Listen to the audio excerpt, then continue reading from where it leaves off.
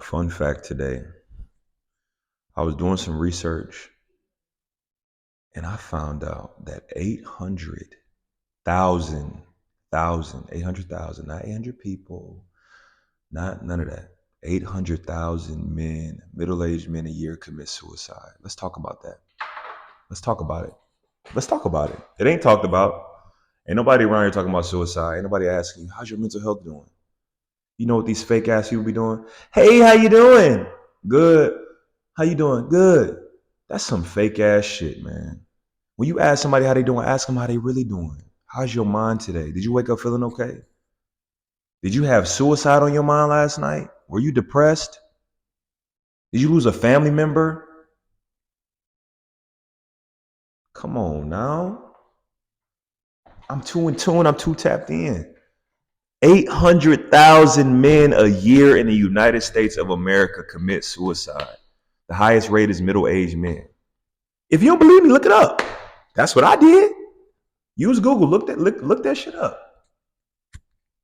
800,000 people. That just goes to show you when you see people, you see their flesh. That's all you see.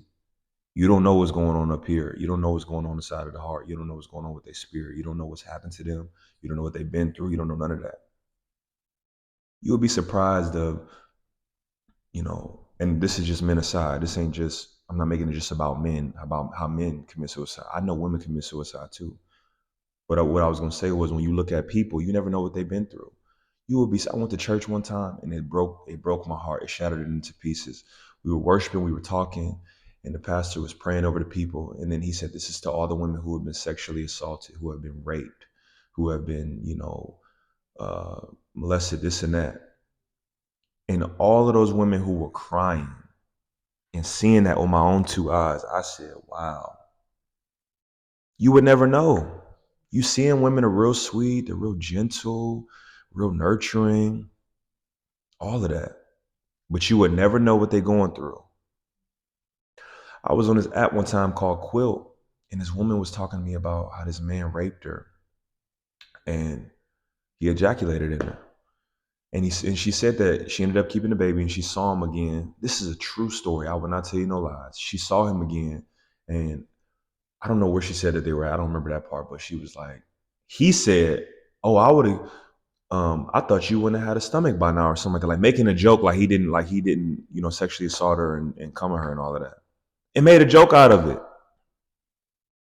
But these women are out here walking around and they have to put on this mask. I have to be pretty. I have to be kind. I have to be nurturing. I have to be appealing to the eye because I want the attention of a man. How sad is that?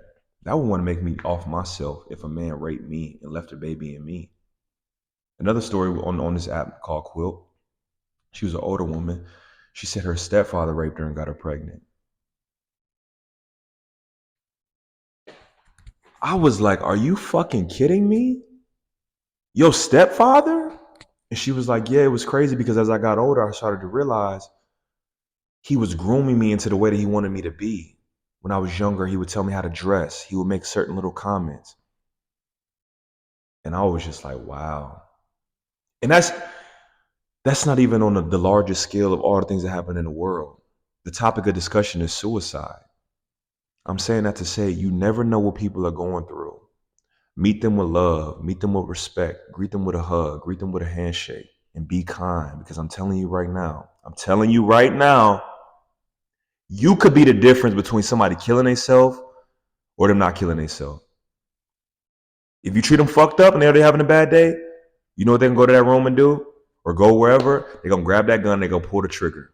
All because they was on the edge and you just pushed them over. That's it. You were more powerful than you realize. And let me tell y'all a story. This is a true story. I went to a school called GCU in Phoenix, Arizona, and this dude was in my dorm building. I saw him one day. He was in the elevator. He was happy. He was smiling. We just greeted each other like, "Hey, how you doing? Good. How you doing? Whoop de whoop." And I was like, "Oh, what you got planned for today?" He said, "Oh man, I'm going out with my dad. We're gonna go have lunch." Da da da da. I was like, "Okay, cool." After that, you wouldn't believe what happened. You wouldn't believe what happened. The next day, I see him later at night. He's on campus. He's sitting in these chairs. He's in the area where like the public safety officers they smoke cigarettes. He's smoking a cigarette and he's crying. And something in my spirit told me to go up to him and ask him if he was okay, if something was wrong. Something told me to go up there and just, talk to him, see if he was doing all right. But I didn't. Because I was afraid. He don't know me. I don't know if he's gonna want to talk to me and feel comfortable. Man, fuck all of that. If you see somebody struggling, go help them out. Because what I'm about to say next is gonna blow your fucking mind. And I wish that I would have said something. So from that point on, the very next morning, I'm leaving out my dorm. I mean, not leaving out my dorm room. The very next morning, I go to get breakfast. I worked out. I went to go get breakfast. I'm going back into my room. I'm trying to get into my room. There are I don't know the proper terms, so forgive me, but I think like coroner or there was a medical. You could tell something was wrong. Police officers was there. You saw some type of special like crime scene unit type of car. And I'm seeing that shit with my own tools. I'm like, what the fuck is going on? Like, you don't expect this shit to happen. Next thing I know, I go inside of the building, and I don't remember the guy's name. May he rest in peace. They said that he killed himself. He committed suicide. He overdosed on pills. And I immediately went, wow, if I would have just said something to him, if I would have just talked to him, if I would have just been there for him, if I would have just comforted him through his time of need, then I could have really helped him. I'm not saying I don't take responsibility for his loss because I know that that's out of my control.